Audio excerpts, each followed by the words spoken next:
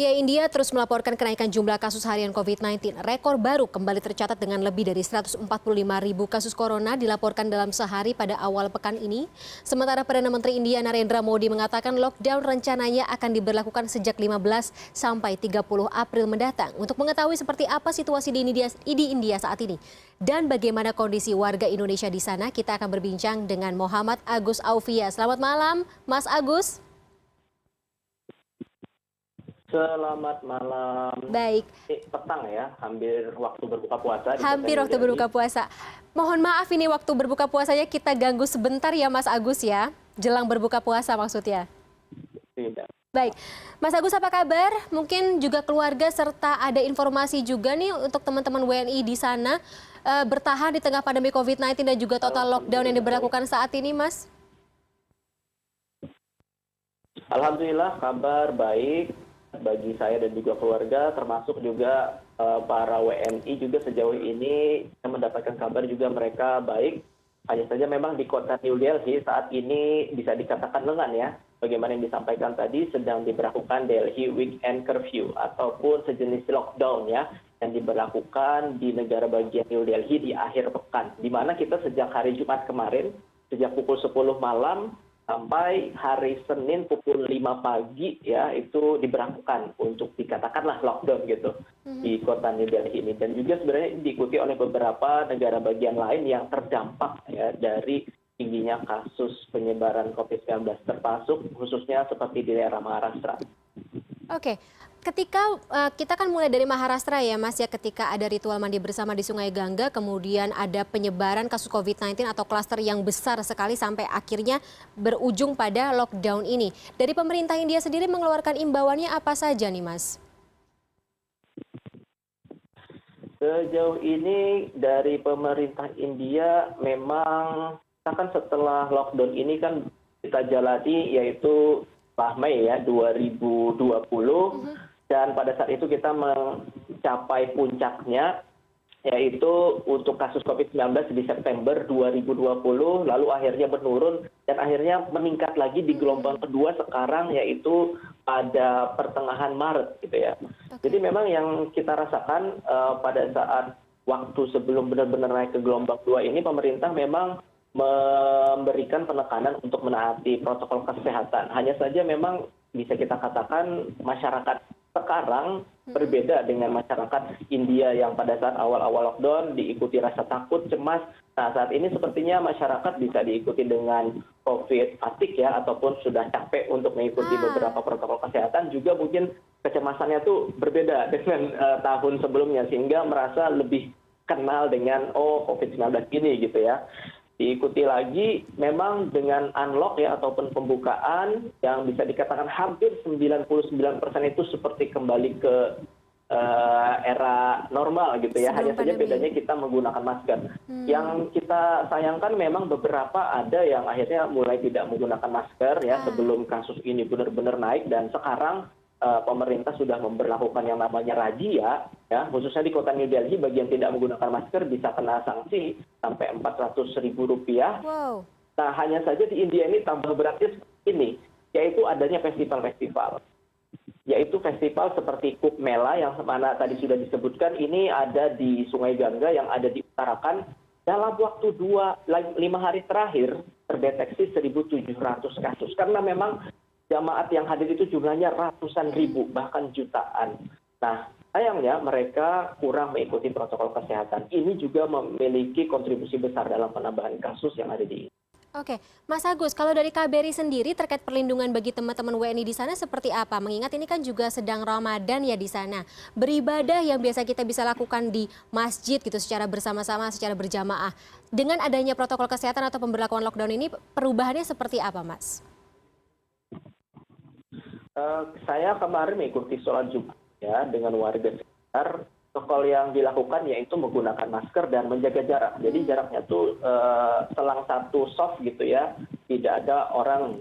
Jadi memang ada pembatasan ataupun penjagaan jarak di situ. Kalau dari KBRI memang sempat menanyakan di WhatsApp grup apakah ada yang mengalami masalah ataupun yang terdampak COVID-19. Sejauh ini kita terus keep in contact ya, saling berhubungan Dan memang dari KBRI menyarankan untuk kita tidak banyak keluar rumah dan menerapkan protokol kesehatan dan mengabarkan kepada KBRI jikalau ada hal-hal yang tidak diinginkan.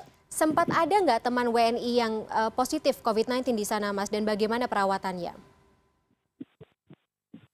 Kebetulan sekali sempat ada WNI kita yang terkena ataupun ya terdampak dari COVID-19 ini. Dari pemerintah India biasanya akan meminta nomor teleponnya dan itu nanti akan masuk aplikasi bernama Arogya Setu. Di sana nanti orang akan bisa mendeteksi bahwasannya yang bersangkutan ini berapa jaraknya gitu ya dari rumahnya, bahwasannya orang tersebut terdampak gitu ya COVID-19. Lalu pemerintah biasanya akan memberikan suplemen-suplemen, vitamin-vitamin kepada orang tersebut, dan jikalau diperlukan perawatan biasanya akan diminta untuk ikut ke perawatan ya di sebuah rumah sakit ataupun di tempat tertentu ya agar dilakukan isolasi mandiri, atau bisa juga biasanya isolasi mandiri di rumah kalaupun gejalanya tidak terlalu. Oke, berarti ditanggung oleh pemerintah India ya, Mas. Kalau untuk vaksinasinya sendiri seperti apa, Mas Agus? Teman-teman Iya. WNI, apakah dapat kuota pemberian vaksin dari pemerintah India? Oke, untuk vaksinasi sendiri sejauh ini pemerintah India mengutamakan mereka-mereka yang prioritas ya, pekerja kesehatan ya, pekerja yang bergerak di bidang esensial, dan biasanya adalah yang sangat diutamakan mereka yang berada di atas umur 50 ataupun 60 tahun. Dan kebetulan ada satu orang WNI yang menyampaikan kepada saya, beliau memang umurnya mungkin sudah di atas 50 tahun, beliau sudah mendapatkan vaksin di India gitu ya dengan biaya yaitu sekitar Rp50.000 atau sekitar Rp250. Dan saat ini dosis yang sudah diberikan hingga saat ini di India itu sendiri sampai di angka 119 juta dosis yang sudah diberikan untuk vaksin sendiri. Oke. Dan di India kita punya 2 vaksin, Mbak, yaitu Covaxin dan juga Covishield, yang mana itu dibuat di India itu sendiri.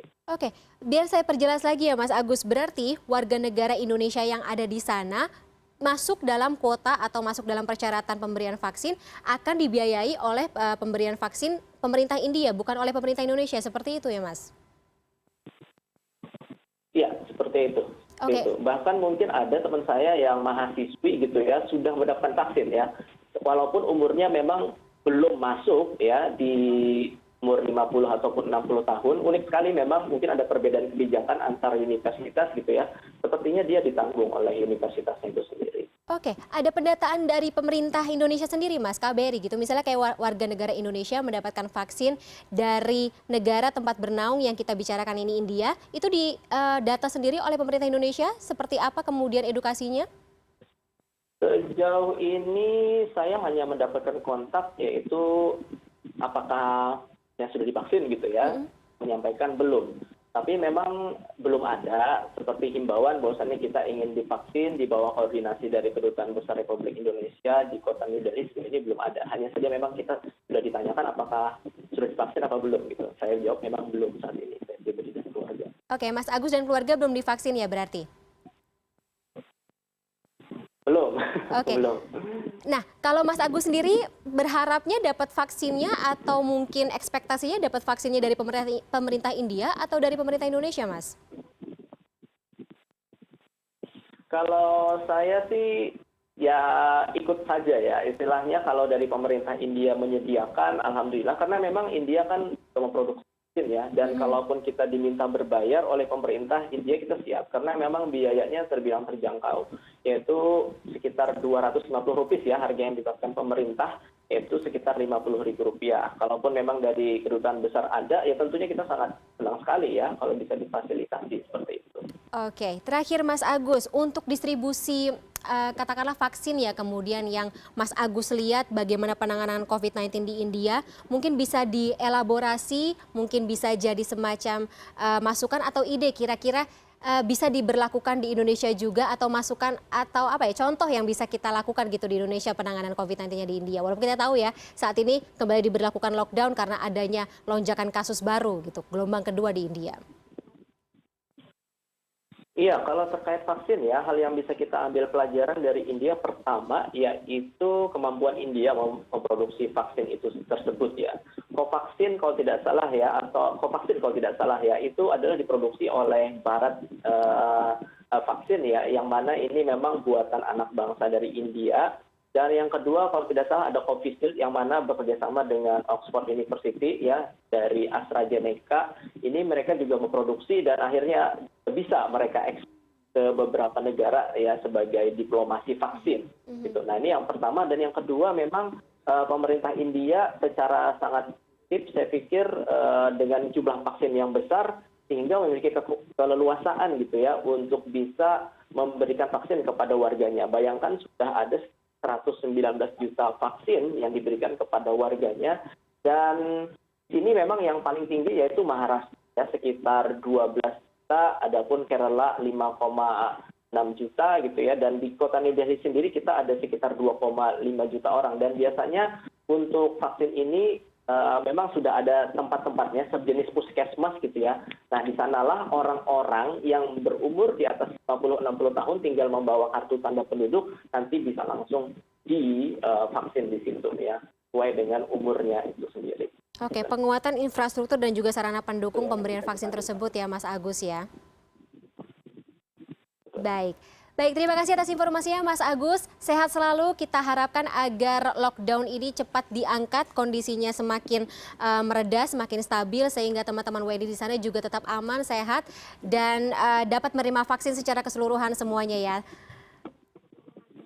Baik, Amin. Selamat berbuka puasa Mas Agus, terima kasih sekali telah meluangkan waktunya bersama dengan CNN Indonesia Melawan COVID-19 malam hari ini. Selamat malam.